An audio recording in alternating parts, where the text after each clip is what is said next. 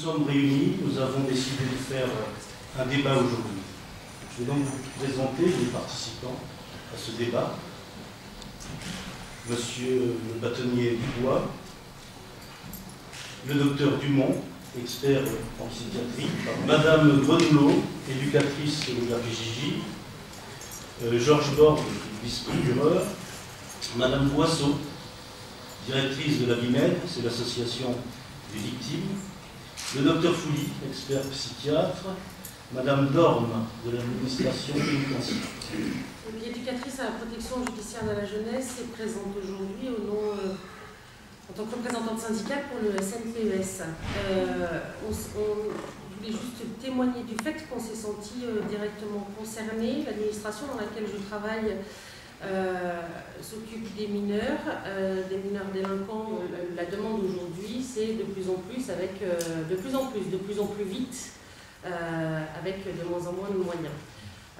En dehors de ça, je souhaitais témoigner aussi aujourd'hui d'une très forte inquiétude que nous avons, puisqu'effectivement nous connaissons assez bien les adolescents de fait, et cette inquiétude qui est d'une volonté de réponse rapide, immédiate et visible, alors que nous sommes convaincus, parce que nous le vivons au quotidien, que le changement est possible, mais que pour cela la notion de temps est indispensable. Il y a plus de 240 000 personnes qui sont suivies par les SPIP en France à l'heure actuelle.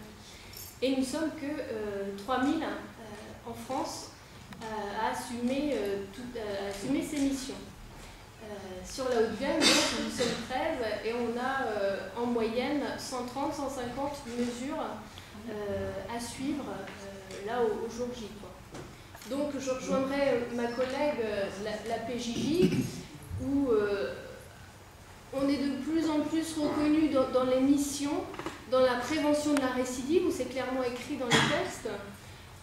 Donc on nous en demande toujours plus, on nous demande une sorte d'expertise sur les capacités de réinsertion de la personne, ce qui nécessite de rencontrer cette personne délinquante, ancienne délinquante.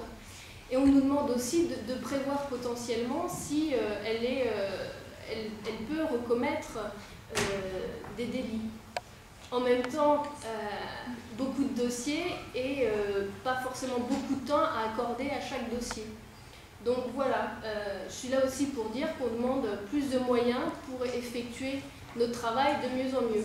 On demande aussi de la formation afin d'approfondir dans ce domaine de la criminologie, non pas au sens psychiatrique, mais plus au sens éducatif, puisqu'on est là aussi pour aider à la réflexion à l'individu, pour qu'il fasse le choix à un moment donné de faire autre chose que des actes de délinquance. Voilà. Nous sommes toujours battus contre cette pénurie de moyens donnés à la justice. Je me souviens d'un combat qui a été une lutte qui a été dure, qui a été longue de plusieurs semaines, en 2000, où nous nous étions positionnés comme toujours à côté du justiciable. Justiciable que ce soit la victime, justiciable que ce soit la personne qui soit poursuivie, pour défendre son droit à l'accès à la justice, et notamment pour les plus démunis.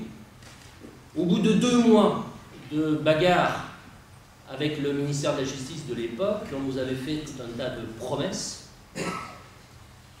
Et en 2011, je vous indique qu'aucune n'a été tenue. Sachez que depuis le 1er janvier 2011, il a été institué par la loi de finances un ticket modérateur justice. Personne n'en a parlé.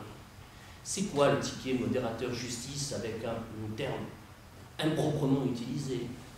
C'est, nous dit-on, et je suis allé il y a 15 jours à une réunion, était notre nouveau garde des Sceaux, pour responsabiliser le justiciable. Et on va responsabiliser le justiciable en lui disant, vous n'avez aucune ressource, vous n'avez même pas le RSA, vous êtes un mineur, vous n'avez aucune ressource. Eh bien, pour que vous ayez accès à la justice, pour que vous ayez accès à un avocat, vous allez d'abord payer 8,84 €. C'est-à-dire que je reçois un mineur, 14-15 ans, qui est convoqué devant le juge des enfants dans une affaire d'assistance éducative. Donc pourquoi je lui dis d'abord, tu vas me déposer 10 € sur la table, je vais aller à la banque pour chercher des rouleaux de pièces, pour lui rendre 1,16 € et lui dire maintenant on va commencer à discuter, parce que c'est que comme ça qu'on peut maintenant accéder à la justice.